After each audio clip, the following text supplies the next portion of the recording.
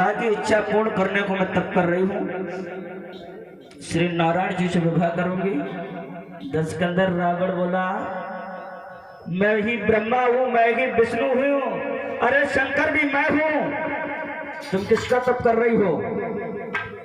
वेदवती बोले, नहीं, मैंने योग बल से तुझे पहचान लिया, तू लंका पत रावण है। तू जिनके नाम सुना रहा है उनमें से कोई नहीं है। ये शब्द सुनते ही रावण ने दौड़ करके तलवार को सीधा किया और उस वेदवती के केशों को पकड़ लिया। जब केशों को पकड़ा, उसके योग बल से वो केश वहीं से कतर गए जहां से उसने पकड़ा था। और बोली, सुन, मैं चाहूं तो तुझे श्राप दे करके भस्म भी कर सकती थी,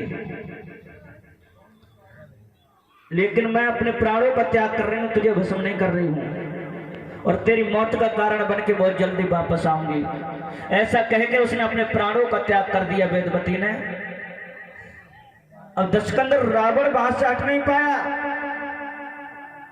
तब तक वो रंभा नाम की अप्सरा आ गई, और अप्सरा जो थी वो नलकूबर के पास जा रही थी सज धज के। दशकंदर रावण ने उसे रोक लिया।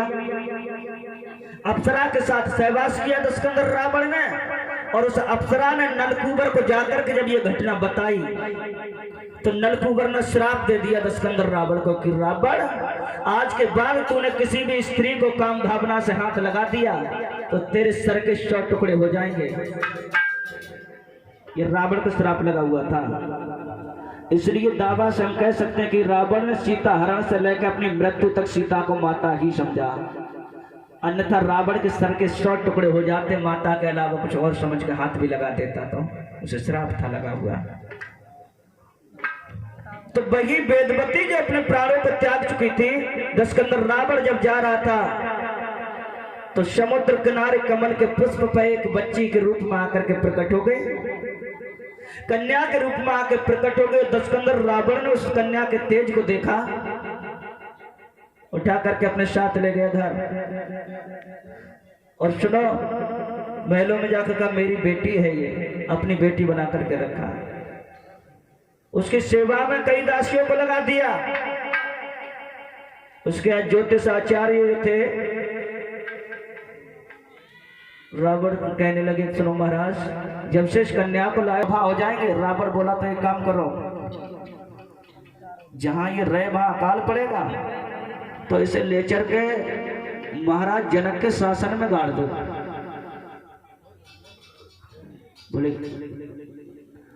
महाराज दशरथ जनक के साथ में रावण का कभी युद्ध तो हुआ नहीं था, कोई दुश्मनी तो थी नहीं, केवल एक दुश्मनी थी कि शास्त्रार्थ में रावण कई बार परास्त हुआ था जनक से। लोग कहते हैं उस समय रावण के समान विद्वान नहीं था, लेकिन जनक के सामने कुछ भी नहीं था रावण।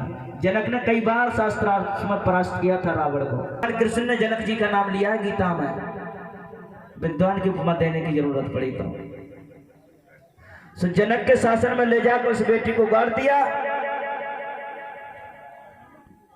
जब अकाल पड़ने लगा, महाराज जनक जी ने भगवान से प्रार्थना की, और ज्योतिषियों के द्वारा जब उन्हें ये ज्ञात हुआ हल चलाने से हमारा संकट टल जाएगा, तो महारानी सुनैना और जनक जी ने हल चलाया मिल करके, और जिस घड़ा में वो हल जाकर के फंसा उसे निकाला तो उसमें वही कन्या निकली।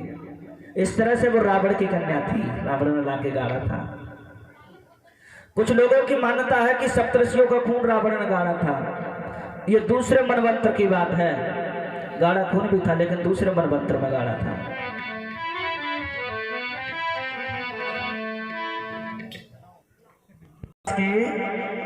बोलते क्यों नहीं, थोड़ी जोर से बोला करो। बोलिए ठाकुर जी महाराज की।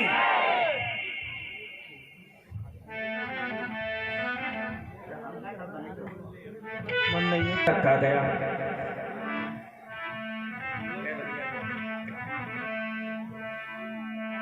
इस तरह से श्री